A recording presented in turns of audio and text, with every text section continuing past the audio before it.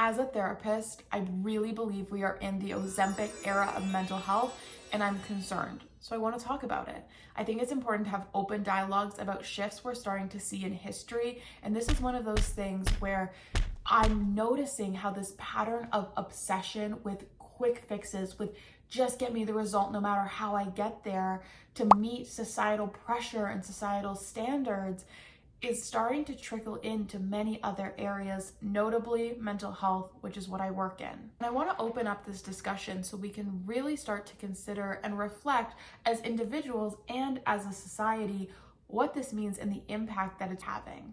I'm really starting to notice that people are resistant to change, especially if it involves uncertainty. They want this promise, right, that you will lose weight. They want this promise that the depression will go away. They want this promise that the anxiety will be cured. As someone with anxiety, and I talk to my clients about this all the time, there is no fix for anxiety. It doesn't go away. You learn to work with it. You learn to coexist. You learn how to manage it. You learn how to cope. The key thing here is you have to learn, you have to practice, you have to train your nervous system, you have to rewire your brain. These are not quick fixes, and these are certainly not guaranteed outcomes. I was just talking to another client about grief and how it comes and goes in waves, and it can feel like the weight of the world is on you. Does that mean we should just medicate you so you never have to feel it? Is it sustainable? How long do we have to stay medicated to suppress the feeling? I want to be clear that I am not anti-medication. I just think we're jumping to it too quick. And I mean that for many areas of life, not just medication. We're jumping to whatever the quick fix is, whatever the numbing agent is, whatever the avoidance mechanism is, whether it's scrolling, whether it's a substance, whether it's food. Now more than ever, we are looking for escapism. One of the things that prompted me to make this video was this past weekend was Coachella, which is a music festival. They call it the Influencer Olympics. And all over my TikTok was influencers talking about how this year, for the first time ever, there was no food lines at so many of the food trucks, whereas years past you would have had to wait for hours because everyone was on Ozempic and no one was eating.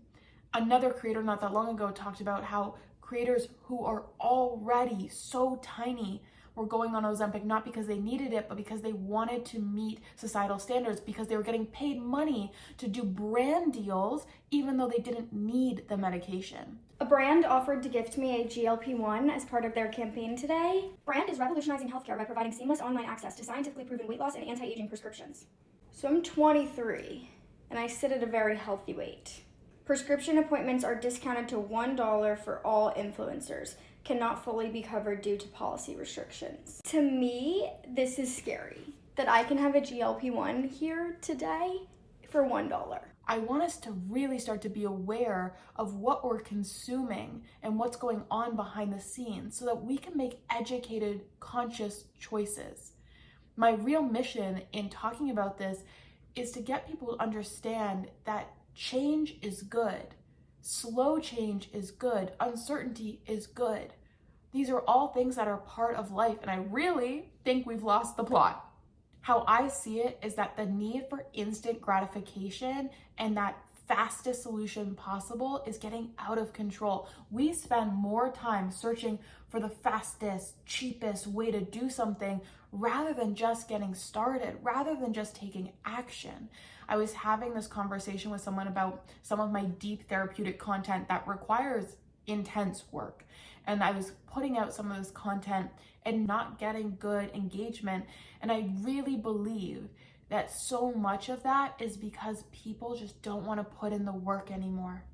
And I'm really starting to question what that says about us. We have reached this place where we are desiring speed over sustainability.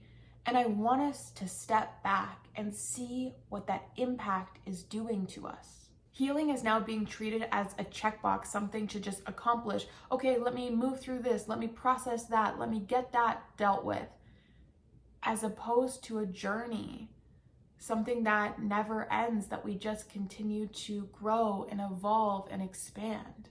I really believe that if you skip the process, you don't build the ability to hold the result. If you don't learn the nutrition and the exercise and the discipline required to actually maintain a certain body weight, you won't, unless you never go off of the quick fix. Sure, you can learn to process something quickly. Did you really deal with it? Did you look at it from every angle? Is it now no longer impacting your nervous system? Do you know that? The reality is we need to stop chasing trends and trying to fit with societal standards. And looking for a quick fix in the space of mental health is only going to lead you into the route of comparison, self-doubt, not turning inwards to really figure out who you are, what you want, and how to get there. In my reflection, I wrote, the reason we are drawn to these things is because our systems, the society, is creating an environment of hustle, burnout, nervous system fatigue. And so change truly feels impossible. I'm here living it with you. I get it. But it's about choices and priorities, because people choose the hard path every day because they know it's sustainable. But there's uncertainty along the way, there's ups and downs, and we have to learn to accept that. The hustle, the burnout, the nervous system fatigue has left us feeling like there is no choice but a quick fix, like we have no capacity, like we have no say, but it's just not true. It's the choices we're making. I am not sitting here to try to convince you of anything. I'm really not. My goal was to open a discussion and have you start to think critically about the choices you're making, about how you look at physical health, mental health, because it's the overall picture of wellness that matters. And just because the societal standard says we must be skinny, is the way in which you want to achieve it sustainable, healthy, worth it? What is healthy? If we don't do the work, if we don't have the reflection, the introspection, do you even know how to answer that for yourself? These are the important questions, because without them, our life is not our own. It is an amalgamation of the things we consume. We must think critically. That is my goal.